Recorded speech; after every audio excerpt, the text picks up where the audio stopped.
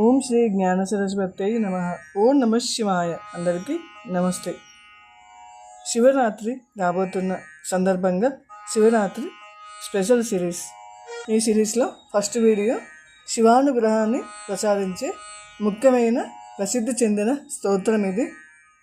ఈ స్తోత్రం 1000 సంవత్సరాలకు ముందు ఆదిశంకరాచార్య గారు రచించారు. సంస్కృతంలో ఎంతో ప్రసిద్ధి చెందిన స్తోత్రాల్లో ఇది ఒక ముఖ్యమైన స్తోత్రం. ఆ స్తోత్రమే నిర్వాణ శతకం. నిర్వాణ అంటే నిరాకారము అని అర్థము.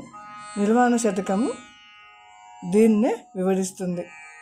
మీకు దీనిలాగాను లేక దానిలాగాను ఉండాలని ఉండదు. ఇది కాకపోతే అది కాకపోతే మరి ఎలా ఉండాలనుకుంటున్నారు? ఇది మీ మనసుకు అర్థం కాదు. ఎందుకంటే దానికి ఎల్లప్పుడూ దేనిలాగానూ ఉండాలని ఉంటుంది.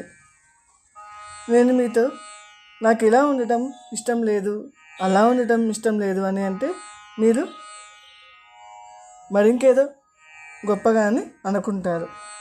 అలాగని శూన్యత్వమా కూడా కాదు. ఏమీ లేకపోవడమా ఏమీ లేకపోవడమో కాదు. ఈ శతకంలో దాన్నే వ్యక్తపరుస్తున్నారు. ఆ శ్లోకాలు ఏమిటో, ఆ శ్లోకం గురించి అర్థం ఏమిటో, ఆ నిర్వాణ శతకం గురించి ఏమిటో మనం ఇప్పుడు శ్రద్ధగా భక్తితో వింటూ తెలుసుకుందాం. నిర్వాణ శతకంలో మొదటి శ్లోకం. మనోబుద్ధ్యహంకార చిత్తాని నాహం న చ శ్రోత్ర జిహ్వే న చ గ్రాణ నేత్రే న చ వ్యోమ భూమిర్న తేజో న వాయుః చిదానందరూప శివోహం శివోహం చిదానందరూప శివోహం శివోహం శివోహం శివోహం శివోహం శివోహం. ఈ యొక్క శ్లోకం అర్థం ఏంటంటే, నేను మనస్సు కాదు, బుద్ధి కాదు, అహంకారం కాదు, చిత్తము కూడా కాదు. నేను పంచేంద్రియాలైన చెవి, ముక్కు, కన్ను, నాలుక, చర్మం కూడా కాదు. నేను పంచభూతాలైన భూమి, నీరు, అగ్ని, వాయువు మరియు ఆకాశం కూడా కాదు. నేను చిదానంద రూపాన్ని, నేను శివుడిని. ఓం నమ శివాయ. నిర్వాణ శతకంలో రెండవ శ్లోకం. న చ ప్రాణసంజ్ఞో న వై పంచవాయుః న వా సప్తధాతుర్న వా పంచకోశాః న వాక్పాణిపాదౌ న చోపస్థపాయు చిదానందరూప శివోహం శివోహం చిదానందరూప శివోహం శివోహం శివోహం శివోహం శివోహం శివోహం. ఈ శ్లోకం యొక్క అర్థం ఏమిటంటే, కీటకమైన ప్రాణాన్ని నేను కాదు. పంచవాయువులు అంటే ప్రాణ, అపాన, వ్యాన, ఉదాన, సమాన, ఈ వాయువులు నేను కాదు. సప్తధాతువులు అంటే రక్త, మాంస, మేధో, అస్థి, మజ్జ, రస, శుక్రములు నేను కాదు. పంచకోశాలు అంటే అన్నమయ, ప్రాణమయ, మనోమయ, విజ్ఞానమయ, ఆనందమయ, ఈ కోశాలు కూడా నేను కాదు. కర్మేంద్రియాలు అంటే వాక్కు, పాణి, పాద, పాయు, ఉపస్థ, ఇవి కూడా నేను కాదు. నేను చిదానంద రూపాన్ని, నేను శివుడిని. ఓం నమ శివాయ.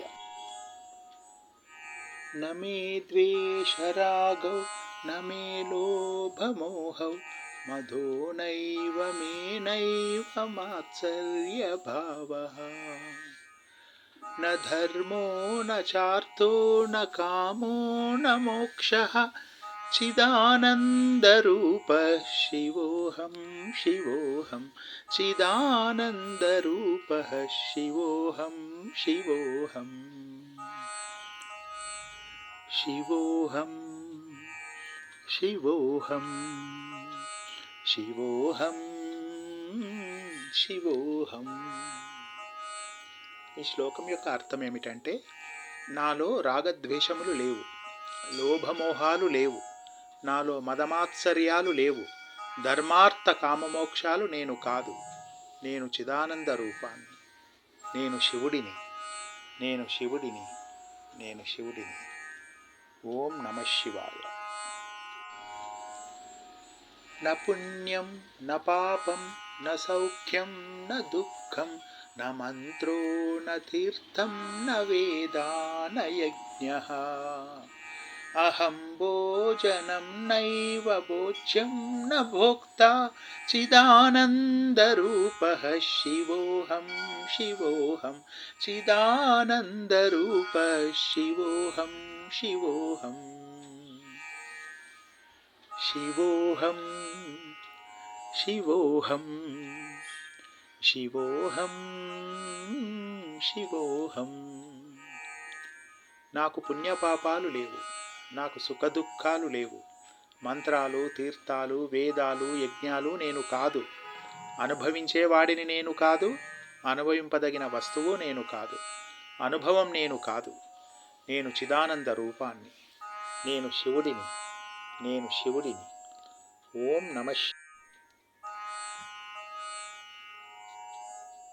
న మే మృత్యుశంకా న మే జాతి భేదః పితా నైవ మే నైవ మాతా న జన్మ న బంధుర్న మిత్రం గురుర్నైవ శిష్యః చిదానందరూపః శివోహం శివోహం చిదానందరూపః శివోహం శివోహం శివోహం శివోహం శివోహం శివోహం. నాకు జనన మరణాలు లేవు, నాలో జాతి భేదాలు లేవు, నాకు తల్లిదండ్రులు లేరు, నాకు బంధుమిత్రులు లేరు, నాకు గురు శిష్యులు లేరు, నేను చిదానంద రూపాన్ని, నేను శివుడిని, నేను శివుడిని. ఓం నమః శివాయ. అహం నిర్వికల్పో నిరాకారరూపో విభూత్వా చ సర్వత్ర సర్వేంద్రియాణాం న చాసంగతం నైవ ముక్తిర్న మేయః చిదానందరూపః శివోహం శివోహం చిదానందరూపః శివోహం శివోహం శివోహం శివోహం శివోహం శివోహం. నేను నిర్వికల్పుడను, ఆకారం లేనివాడను, సర్వేంద్రియాలను వికసింపజేస్తున్నాను, అన్నిటిలో సమానంగా ఉన్నాను, నాకు మోక్షం లేదు, బంధం లేదు, నేను చిదానంద రూపాన్ని, నేను శివుడిని, నేను శివుడిని. ఓం నమః శివాయ. ఈ విధంగా నిర్వాణ షట్కము ఆది శంకరాచార్యుల గారు రచించిన 6 శ్లోకాల శక్తివంతమైన స్తోత్రం. ఇది నేను మనస్సు శరీరము ఇంద్రియాలు కాదని, కేవలం చిదానంద రూపుడవైన శివుడిని అని తెలుపుతూ అజ్ఞానాన్ని తొలగించి ఆధ్యాత్మిక ఆనందము, భావోద్వేగ స్థిరత్వము మరియు స్వీయ సాక్షాత్కారాన్ని అంటే సెల్ఫ్ రియలైజేషన్ పొందడానికి సహాయపడుతుంది. అంటే ఇక్కడ నేను శివుడిని అనే అద్వైత భావనను పెంపొందిస్తుంది. ఇది మనస్సు, బుద్ధి, అహంకారం యొక్క పరిమితులను ఆ లిమిటేషన్ దాటడానికి సహాయపడుతుంది. ఆందోళన, అసూయ మరియు నిరాశ వంటి భావోద్వేగాలను తగ్గించి స్థిరమైన ప్రశాంతతను ప్రసాదిస్తుంది. ధ్యానం చేసేటప్పుడు ఈ శ్లోకాన్ని పఠించడం వల్ల ఉన్నతమైన ఆధ్యాత్మిక స్థితికి చేరుకోవచ్చు. శరీరము, ప్రాణము, పంచభూతాలు కేవలం భౌతికమైనవని, ఆత్మ శాశ్వతమైనదని అర్థం చేసుకోవడం ద్వారా అజ్ఞానం అనేది తొలగిపోతుంది. కరుణ, కృతజ్ఞత మరియు స్వీయ అంగీకారాన్ని, అంటే మనల్ని మనము యాక్సెప్ట్ చేసుకోవడము, ఆ కాన్ఫిడెన్స్ను పెంపొందిస్తుంది.